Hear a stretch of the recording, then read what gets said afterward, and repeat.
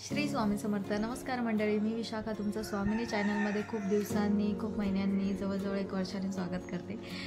गोष्टच अशी होती की मला यूट्यूबपासून थोडे दिवस लांब राहावं लागलं आणि 2024 हे वर्ष माझ्यासाठी अत्यंत वेगळं होतं आणि हा वर्ष माझा कसा गेला हे मला तुमच्यासोबत शेअर करायचं आहे.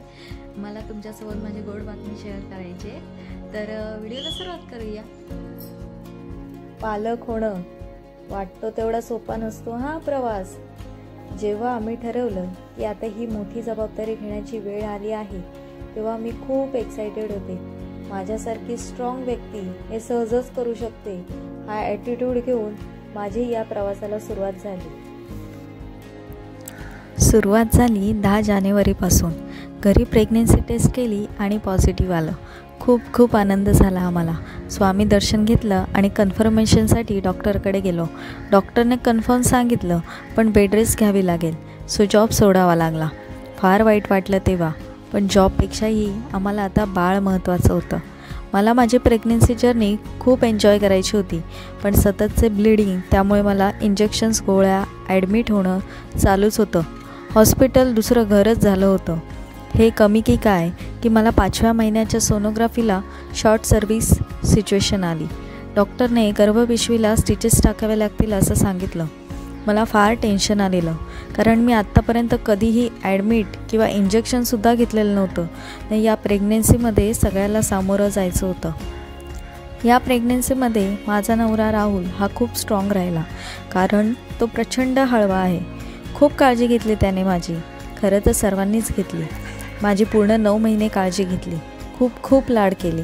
मला प्रवास करायचाच नव्हता, सो माझे पप्पा मला भेटायला सासरी यायचे. माझे सासरे पप्पा यांना तर माझ्या मनातलं लगेच कळायचं की मला काय खावंसं वाटतंय. एवढी गंमत वाटायची ना मला. या प्रवासात मला माझ्या आईंची फार आठवण यायची, पण सासूबाईंनी म्हणजे माझ्या आईंनी कधी त्याची उणीव भासू दिली नाही. खूप साथ दिली त्यांनी मला. आता 7वा महिना लागला. डोहाळ जेवण मी मस्त थाटामाटात केलं. राहुल आणि मला एक मुलगी हवी होती. पेढा बर्फीमध्ये सुद्धा मी बर्फी उचलली. खूप एन्जॉय केले ते मोमेंट्स. आता सर्वांना बाळाचे वेध लागले होते. मला तर फारच कंटाळा आला होता. कधी डिलिव्हरी होते असं झालं होतं, पण वेळ काही येतच नव्हती. 9वा महिना संपून गेला. शेवटी C-सेक्शन करायचं ठरवलं, कारण बाळाच्या गळ्याला कॉड होती. नॉर्मल डिलिव्हरी जरा कॉम्प्लिकेटेड होती, सो ऑपरेशनची तयारी झाली. मला फार भीती वाटत होती, पण तसं मी दाखवलं नाही. खूप स्ट्रॉंग ठेवलं स्वतःला. पण जसं मी ऑपरेशन हॉलमध्ये गेले, प्रचंड टेन्शन आलं. इंजेक्शन घेण्याची वेळ आली तेव्हा मी फक्त स्वामींना आवाज देत होते की सगळं छान होऊ द्यात. ऑपरेशनच्या वेळी सर्व कळत होतं, पण बघायची हिंमत काही होत नव्हती. आणि तो रडण्याचा आवाज, हेच ऐकण्यासाठी 9 महिने थांबले होते. एक सुंदर बाळ माझ्या हातात आलं होतं. खूप आनंद झाला. आई होणं बाईचा दुसरा जन्म ते उगाच नाही. आता झोप संपली होती. स्वतःसाठी जगणं संपलं होतं. आणि नवरा पण आता बाबा झाला होता. पण हे जरी दूर गेलं असलं तरी आई होणं हे खूप मोठं सुख मला मिळालं होतं. डिलिव्हरीनंतर खूप बदल होतात एका स्त्रीमध्ये. तिची झोप न होणं, शरीरातील बदल, चिडचिड आणि तिला त्यावेळी समजून घेणं खूप महत्त्वाचं असतं. माझ्यासाठी माझं सोबत पूर्ण कुटुंब होतं. मला सुरुवातीला फार टेन्शन यायचं. हे आई पण झेपेल ना आपल्याला, त्याच्या मनातलं कळेल ना मला, त्याची भूक समजेल ना मला, असे एक ना अनेक प्रश्न. पण हळूहळू सवय होत गेली. आईला बाळाची आणि बाळाला आईची. बाळाची 5वी सासरीच केली, पण त्याचं बारसं माहेरी व्हावं ही माझ्या पप्पांची फार इच्छा होती. माहेरी आले. बारसं खूप छान झालं. सर्व नातेवाईकांच्या साक्षीने बाळाचं नाव ठेवलं विराट विशाखा राहुल साजेकर. विराट म्हणजे भव्य. नावाप्रमाणेच आयुष्यात यशाची भव्यता तू गाठावीस ही प्रामाणिक इच्छा, आणि ते तू नक्की करशील हा विश्वास.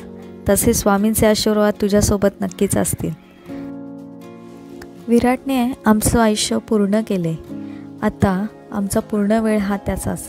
त्याची जडणघडण, त्याचं आयुष्य उत्तमरित्या व्हावं हीच इच्छा. विराटचं जावळ मी फार लवकर केलं. फार रडला तो त्या दिवशी.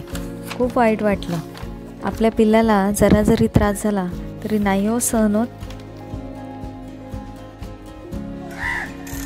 विराट आता हळूहळू मोठा होतोय. बघता बघता 4 महिन्याचा झाला, पण खूप यशस्वी झालेलं बघायचं आहे त्याला. त्यासाठी पूर्ण वेळ आणि आयुष्य खर्च करायची तयारी ठेवली आहे. त्याला स्वामीचे संस्कार देण्याचा आमचा खूप प्रयत्न असतो. स्वामी आजोबा अशी त्याची ओळख आम्ही करू दिली आहे. 2024मध्ये खूप काही गमवावं लागलं.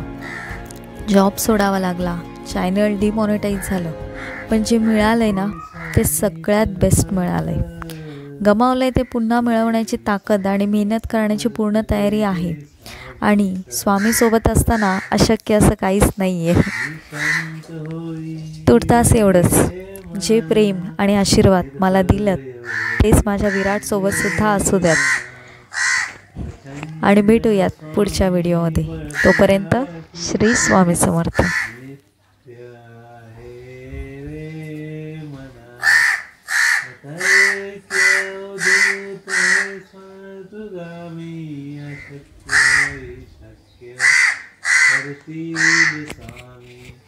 अशक्य करतील स्वामी.